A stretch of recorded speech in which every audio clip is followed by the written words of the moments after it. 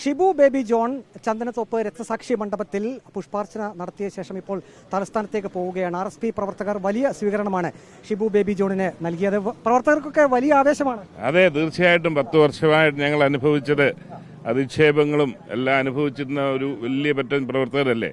സ്വാഭാവികമായിട്ട് അവർക്ക് സന്തോഷം ഉണ്ടാകും, ആവേശം ഉണ്ടാകും. ചന്ദനത്തോപ്പ് രക്തസാക്ഷി മണ്ഡപം RSPയെ സംബന്ധിച്ച് നിർണായക സ്ഥലം കൂടിയാണ്. അവിടെ നിന്നാണ് അങ്ങ് തലസ്ഥാനത്തേക്ക് പോകുന്നത്. അതെ, ഞങ്ങളെ സംബന്ധിച്ചിടത്തോളം ആദ്യ 2 രക്തസാക്ഷികളാണ് പാർട്ടിയെ സംബന്ധിച്ച്, രാമനും സുലൈമാനും. യഥാർത്ഥത്തിൽ പേട്ട രാജേന്ദ്രൻ അതിൻ്റെ മുമ്പുണ്ടായിരുന്നു. അതിനുശേഷം 1ാമത് കമ്മ്യൂണിസ്റ്റ് മന്ത്രിസഭയുടെ വെടിവെപ്പിനെ തുടർന്ന് രക്തസാക്ഷികളായ 2 കശുവണ്ടി തൊഴിലാളികളാണ്. ഞങ്ങൾക്കത് എന്നും വൈകാരികമായ ഒന്ന് തന്നെയാണ്. മന്ത്രിമാരുടെ ഔദ്യോഗിക പ്രഖ്യാപനം അത് ലിസ്റ്റിൽ വന്നിട്ടില്ല. മുറക്കി നടന്നോളും, അതൊക്കെ മുറക്കി നടന്നോളും. ഏത് വകുപ്പാണെന്ന് സൂചനയുണ്ടോ? അത് അല്പം കഴിഞ്ഞ് പറയാം.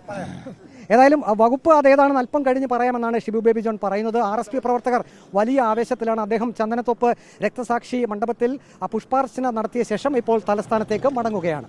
വീഡിയോ ജേർണലിസ്റ്റ് അജി കുടുംബനൊപ്പം reporter Praveen Purushothaman, in reporter, Kollam.